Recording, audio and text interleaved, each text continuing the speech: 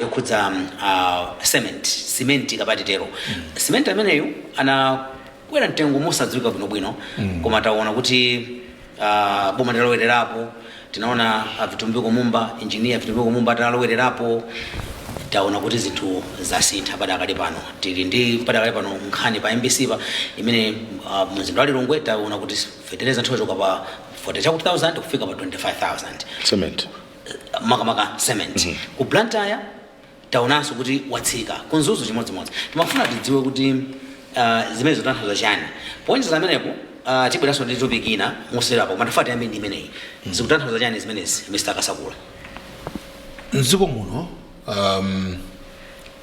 timachulusa kwambiri ndale nthawi zina imakhala kuti not just a means imakhala kuti it's an end in itself kuti ndale zija nipange scope point pandale nzanga waoneke oyipa ine ndaoneke okoma nkhani ya cement nziko muno nkhani ya usaisoni just like some other important products ka sugar is the same story even mafuta to a large extent is the same story kuti zinthu zikamasowa sizimasowa kwambiri kuti zinthuzo kulibe kapena kuti pena pake pafoira koma zimasokonekera chifukwa zochita za anthu ena sugar nchimodzimodzi mdziko muno sugar timapanga tokha timapanga sugar okwana sutu kapena so timachita kuti kapena upanga import timapanga tokha sugar timapanga sugar okwana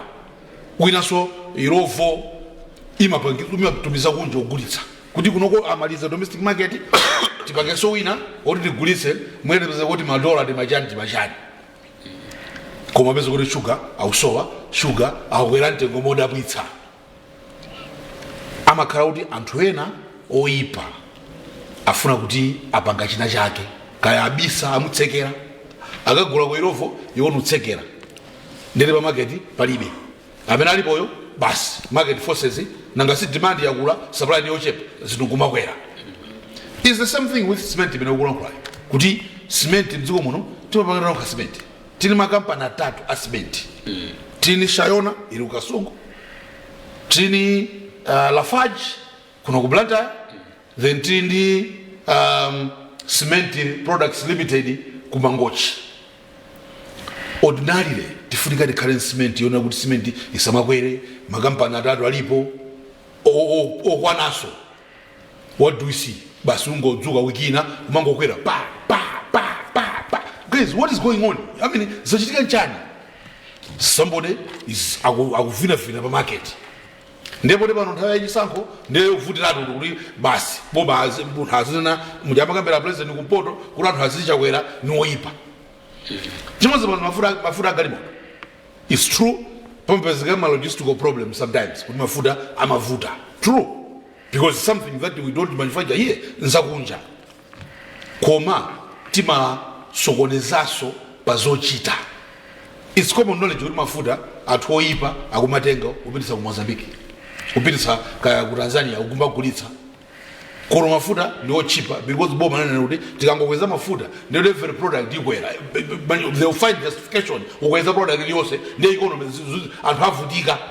So they've suppressed mtengo wa mafuta. What do other people do?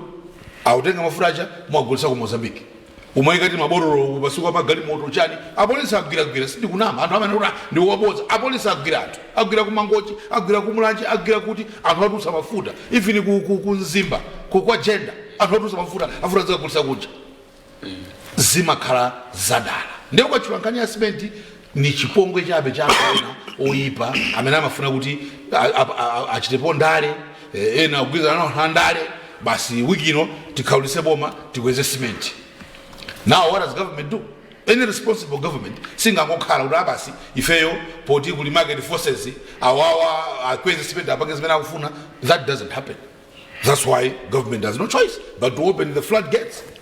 Nanga cement is so let's just open the floodgates and our I hope it teaches a lesson for these manufacturers of cement. Even I mean dispute cement, I hope it teaches them a lesson. That if the government does not go to stand by and say, oh, because such thing, we should just fold our arms, that we don't have such a president. We have a trade minister who is vibrant. There's a new difficult sheriff in town. He has promised that he's going to go after them. The same guy that is running Medwa president. What is this in a Simfomera? Sugar, we don't sugar in a Simfomera. Cement, we win as getting our life for our funeral, or with an andrew, and that in our position, could I win a sample in a Simfomera? Now, at the end of the day, who is it going to hurt? It's going to hurt the whole manufacturing cement. Because Malawians are now getting cement.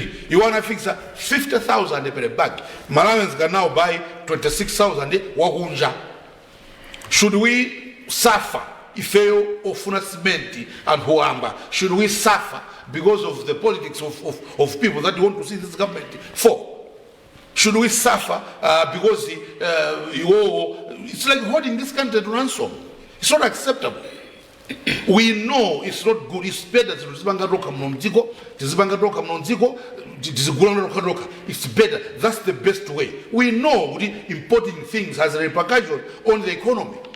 But when those that are manufacturing cement or distributing cement are hold to ransom to save it, I think any responsible government is going to do something about it. They're not going to say, oh, it's okay, market forces. No, they will not do that. And the opposition should not even lie. They would if you are account somebody against business, they don't have to be in government. Because when you're in government, you must do what is necessary to save and hosauga and wabena funa mange katoere yaba amange kanyumba aba kama kazibenda ziwira aziko nibanjalao. You want to punish those. That's not good. So to me, it is a good move by government. My hope is that I hope I zero. Could we have a government that is not just going to stand by and say, oh, market forces, if it didn't go color, they are going to intervene in the market and bring down the price of products. Next is sugar. If this continues to happen, then Ilovo and Salima sugar, Kwagosa Manzanga, Muzane, the new sheriff in town, if you play games with sugar, Virubigo is going to open the floodgates and get new sugar from abroad. Let's see who's going to suffer. It's them, because their bottom lines are going to be affected. They will not make the profits that they want to make. So they should choose whether they will put cement, whether they will put sugar. They should choose.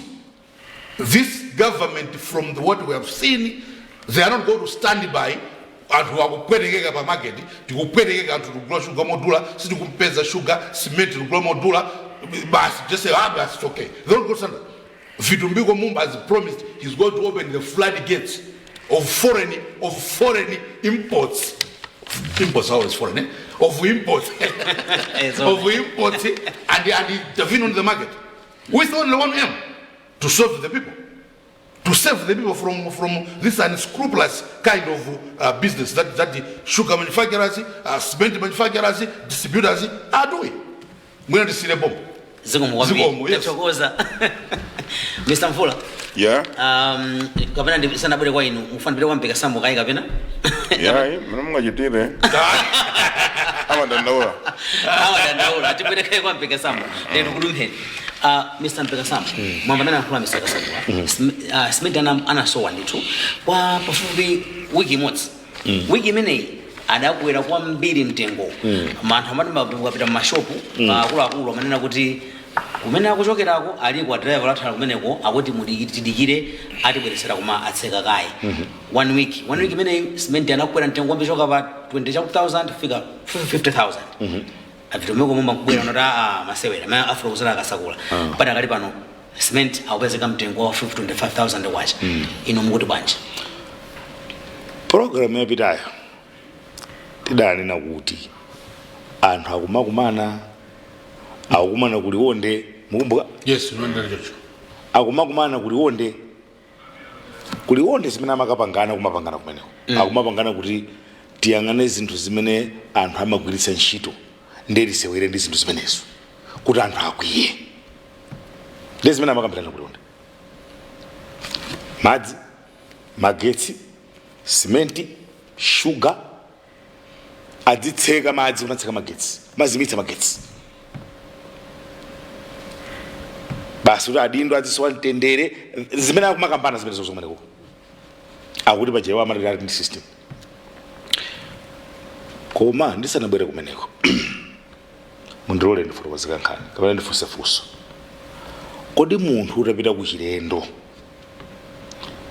wafika akulandira akupatsa mpando kucheza sangala kumene kucha khale ukuona wana akuthamangitsa nkhuku kumathamangitsa nkhuku kikirikikiri nkhuku ija umathawa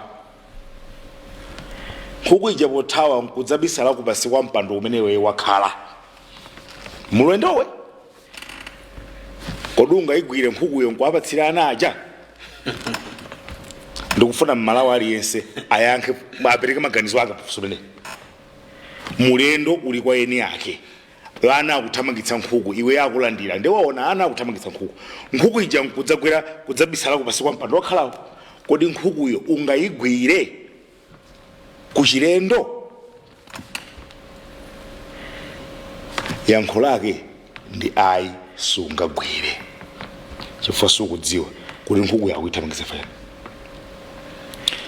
zonse zimene zikuchitika mdziko munozi zikugwirizana ndi zimene ndinakamba wiki yathayi ndidajambula maseko awiri mandimvetsa kani ndinajambula maseko awiri mchimodzimodzi pa mpando ndakhala pano atati wina abwe ayike chikuni cha moto pasipa ineyo ndiyamba kubva kutentha ndero ndidzuka mandimvetsa pamenepo ndinajambula seko kuti Malawi kuno pali seko yoyamba ndi seko yachiwiri kunja seko yankati mwe yoyambayi ndi mmene kuli anthu amene akumayendetsa chuma cha dziko lino kudzera ku mabizinesi maforex wa chani ataka zimene zichana ndiye patakali panopa ndifuna paso 1 minute kuti timalize ndiye patakali pano izizi ndi advantage zimene anayamba kupanga zomakuza masimenti kumatani kufuna kuti abweze force jayamba kulandira ija taking advantage kuti they can now control zonse zochitika za mdziko munomo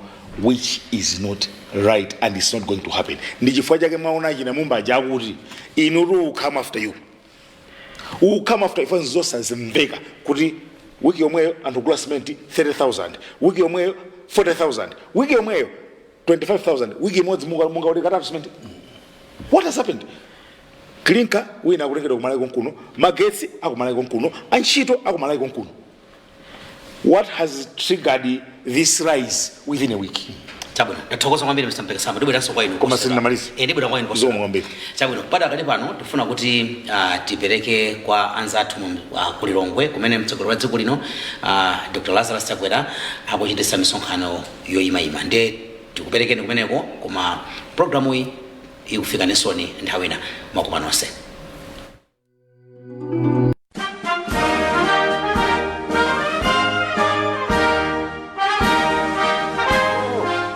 kumene galimoro imene yayankhulire tikulandire kuchokera pano pa mitundu secondary school ground kuti president tsopano afikanso kuti ayankhule kwa anthu amene asonkhana pano pa mitundu trading center mune ndine mayeso chikhadzula tikhaiti limodzi kuyambiratu paja paponda mali paja apa tsopano ndi pa point 2 kapena malo achiwiri ndithu pano pa Bunda college kapena ndi pa Bunda mbali nayi ndi mitundu secondary school pomwenso pasonkhana anthu ochuluka kwambiri amene tu afuna amve zomwe tu president Dr. Lazarus Chakwera awatengera amene akuchita